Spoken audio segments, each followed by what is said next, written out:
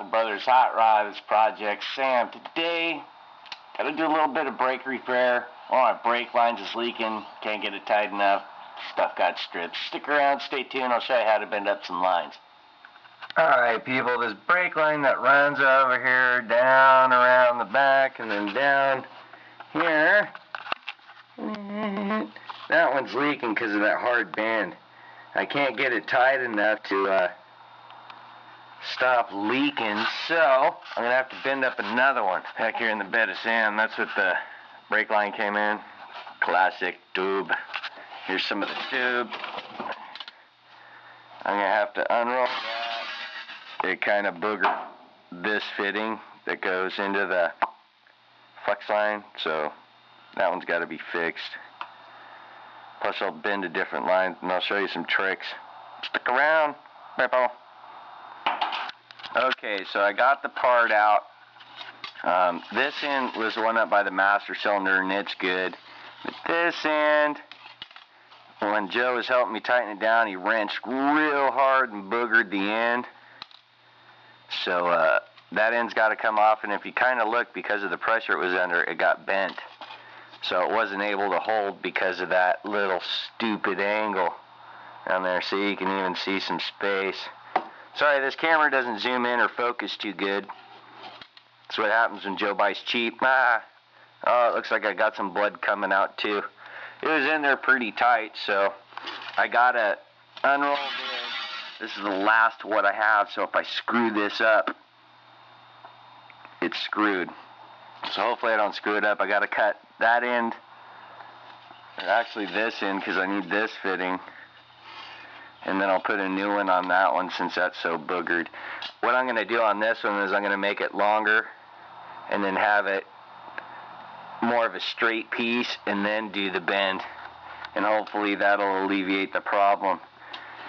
And you got to be careful with brake fluid. That's some of the paint from the frame. If you're ever having problems getting paint off, just splash some brake fluid on it. It'll take it off in about 20 minutes, all the way down to the metal. Or, you know, put it in a squirt gun. Go by your friend's car. Ha ha ha ha ha ha ha. Sucker. Something I would do. Especially if they irritate me. Yeah, I'd do it to one of Joe's rides. So anyway, I'm going to unroll that. And you can bend these things with a variety of different stuff. One of the things I was using was this newel.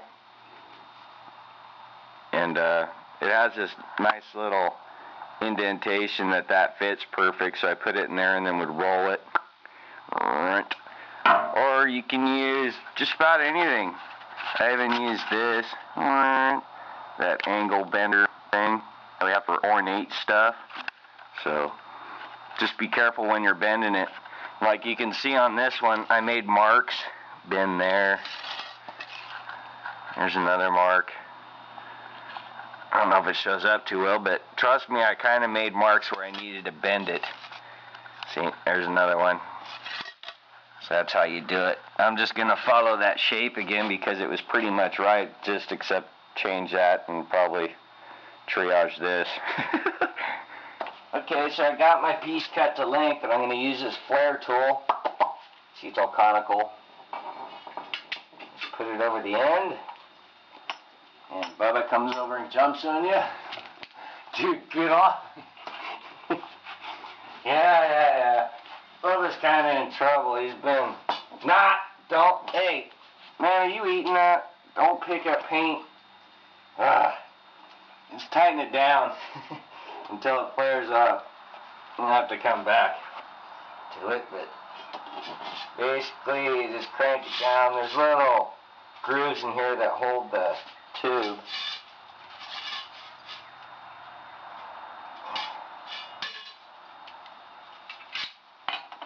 Looks about right for that one. Loosen it up and take it out. You get a flared end. Alright people, basically got them all bent up.